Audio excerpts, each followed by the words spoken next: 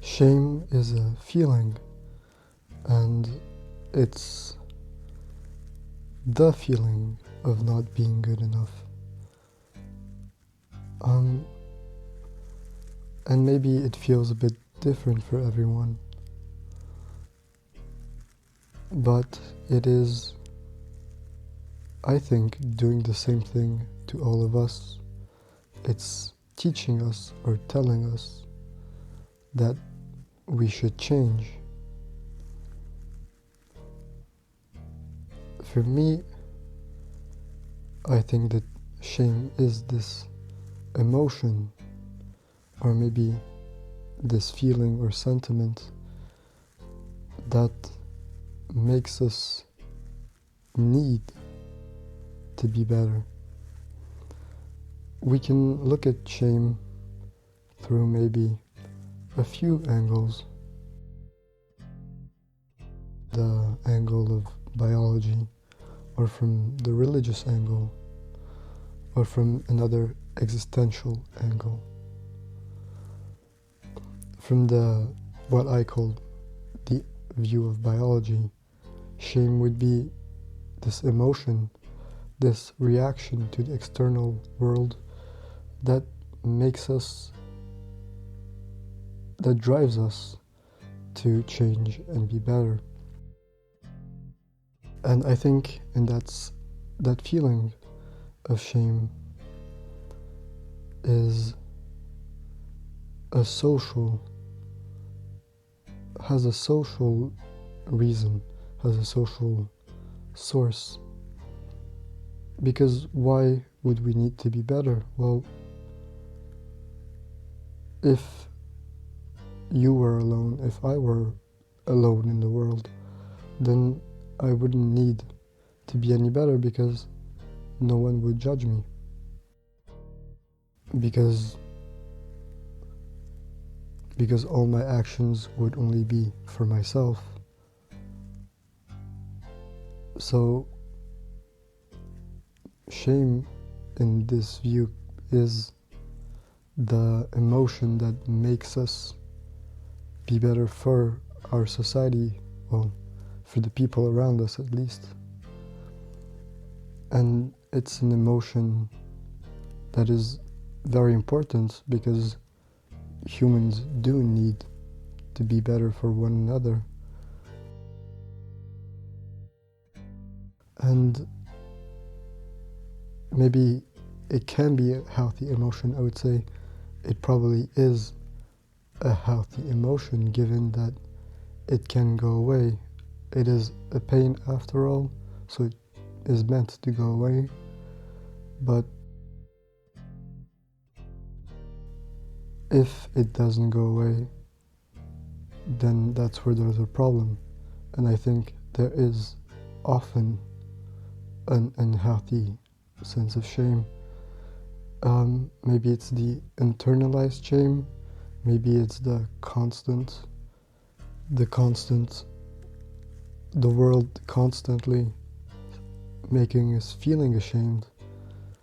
And well, if the world is always telling us that we should be ashamed, that we should change to be better, maybe there is a problem with ourselves, but maybe there is a problem with the world, and making the difference between the two is very difficult.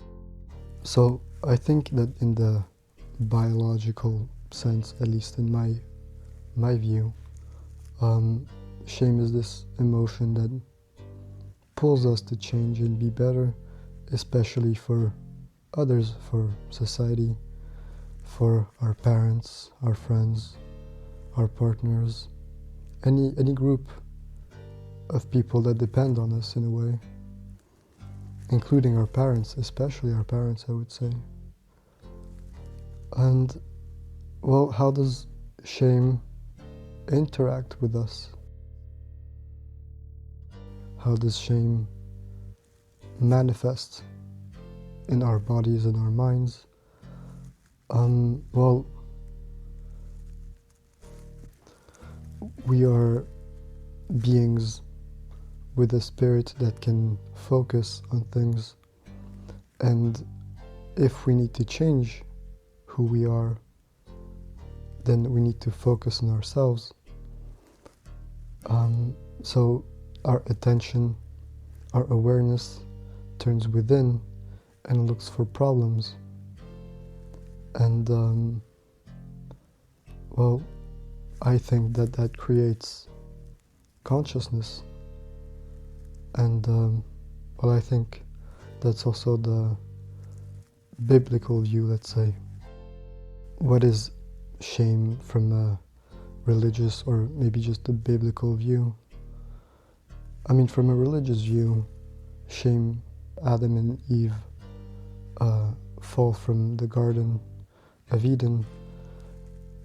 It's not, God doesn't push them away for disobeying Him by eating the apple. God sends them away because both of them are ashamed. I think both of them are ashamed of being naked in front of Him, and they realize they're naked after eating the apple of good and evil.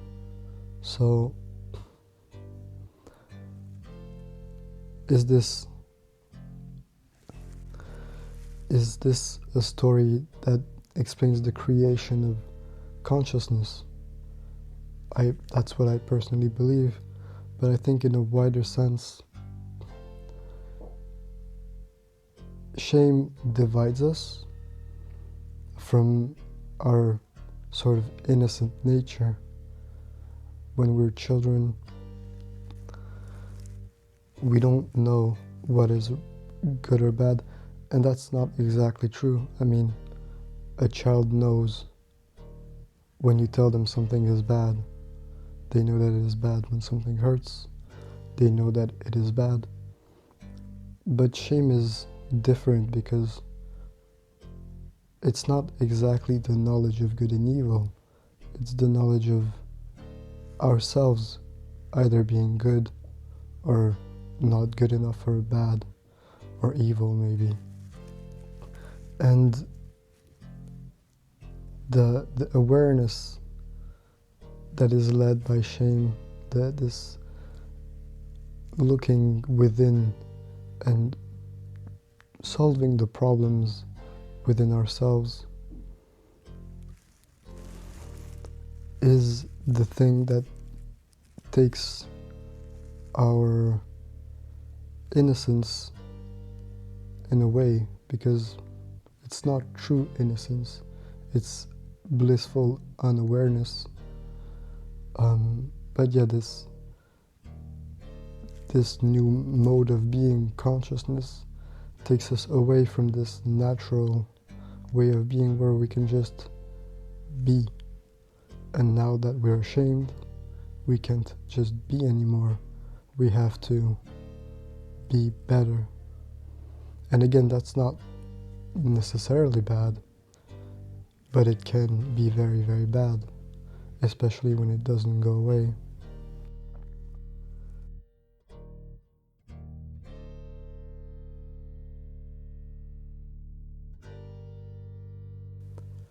And from an existential point of view, well, I think that shame almost is maybe shame is what makes us human, but I don't think it's the only thing. I think that someone who has no shame would probably be a very bad person.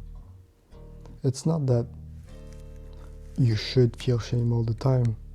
It's that you should be able to change when you do a bad thing, and for that you need to realize that you've done a bad thing. But I think that shame is such a double-edged sword, because if you don't know the source of your shame, if you don't know the source of your shame, if you don't know why you aren't good enough, then you can't fix the problem, you can't be a better person. Yet you will still try to be as good of a person as you can. So it's basically going to be very low self-esteem, maybe people pleasing, a lot of, internalized shame can create, maybe just mental illness, because self-esteem is very tightly linked to shame.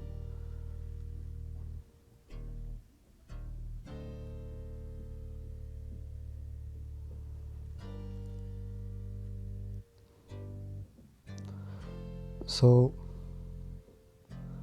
but on the other hand, if shame creates consciousness, then maybe it can be a bit addictive. And because, I know personally that I like thinking, I like being in my own head.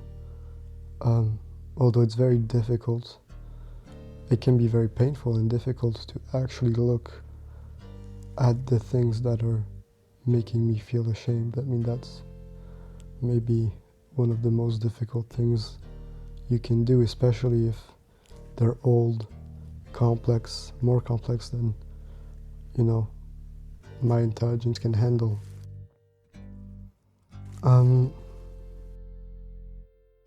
If you are constantly talking to yourself in your head, then that means you have a lot of internalized shame, and by internalized shame I mean shame, but you don't know where it comes from, and you can't fix the issue that is making you feel ashamed.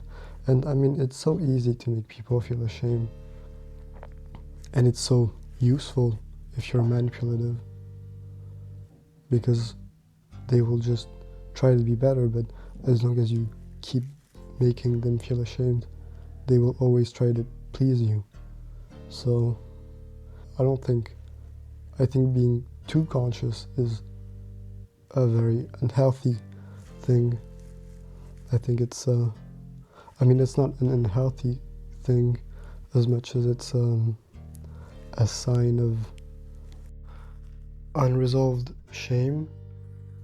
And what I mean by unresolved shame, like shame motivates us to change, to be socially more acceptable, and if it can't be resolved, that means there's no way for you to change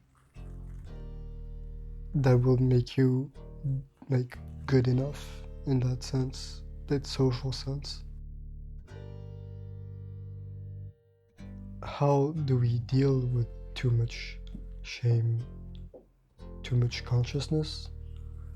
I'm gonna do a part 2.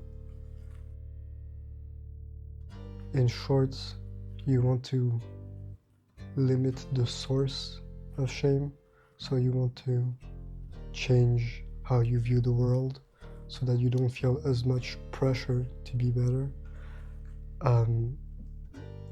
You don't have as much internally created pressure to be better, and you also want to increase your self-esteem so that the external pressure that is there has a lesser impact on you.